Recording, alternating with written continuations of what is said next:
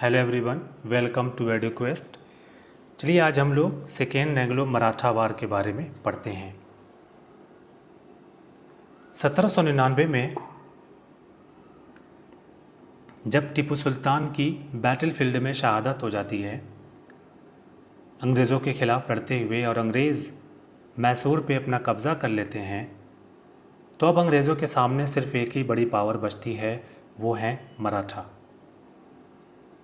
1799 में 5 बड़े major chief हुआ करते थे मराठा कन्फेडरेसी के, और उनमें पावर टसल चलता रहता था, उनमें आंतरिक झगड़े होते रहते थे। जैसे पेशवा थे पुणे में, गायकवाड़ थे बड़ौदा में, होलकर्स इंदौर में थे, सिंधिया ग्वालियर में थे और भोंसले नागपुर में थे।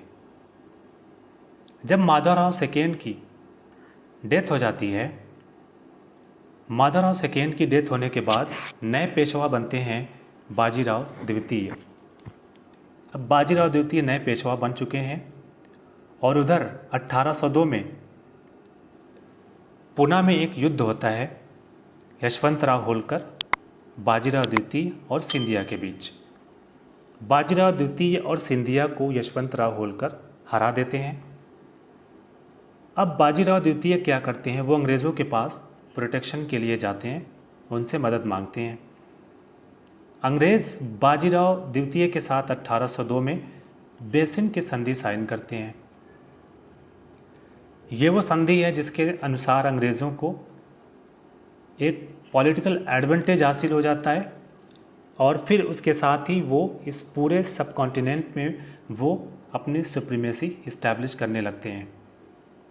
सिंधिया और भोंसले इस संधि को स्वीकार नहीं करते हैं, जिसका परिणाम ये निकलता है कि 1803 में सेंट्रल इंडिया में भी हमें युद्ध देखने को मिलता है अंग्रेज़ और मराठों के बीच में।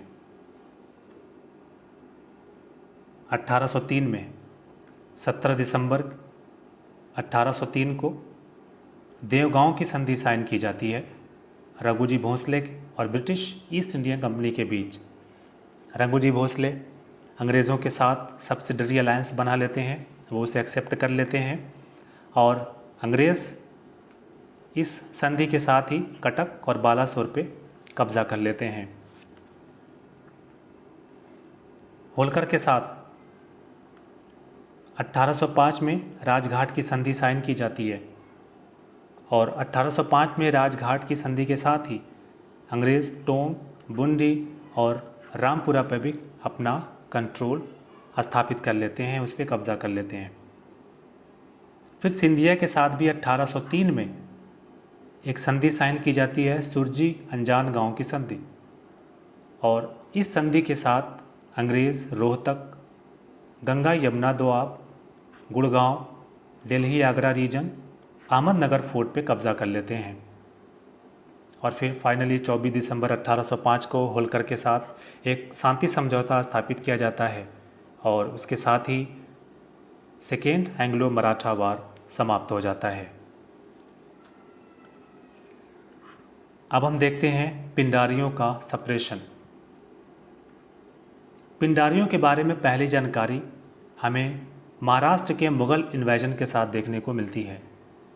पिंडारी ये किसी जाति से संबंधित नहीं थे, बल्कि ये लोग आर्मी में बिना किसी भुगतान के ये अपनी सेवाएं दिया करते थे। बाजीराव प्रथम के समय मराठा आर्मी में ये लोग इर्रेगुलर हॉर्समैन हुआ करते थे और पिंडारियों ने कभी भी अंग्रेज़ों की मदद नहीं की। ये लोग हमेशा उनके अगेंस्ट में रहते थे, ठीक है, कभी भी उन्होंने अंग्रेज़ों की मदद नहीं की, उनकी सहायता नहीं की। पिंडारियों के जो चीफ थे वो हिंदू भी थे और मुस्लिम भी थे।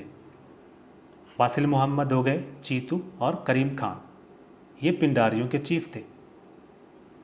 पिंडारियों के सप्रेशन के लिए नॉर्थ में कमान संभालते हैं लॉर्ड वारेन हेस्टिंग और साउथ से कमान संभालते हैं सर थॉमस हिस्लव, ठीक है।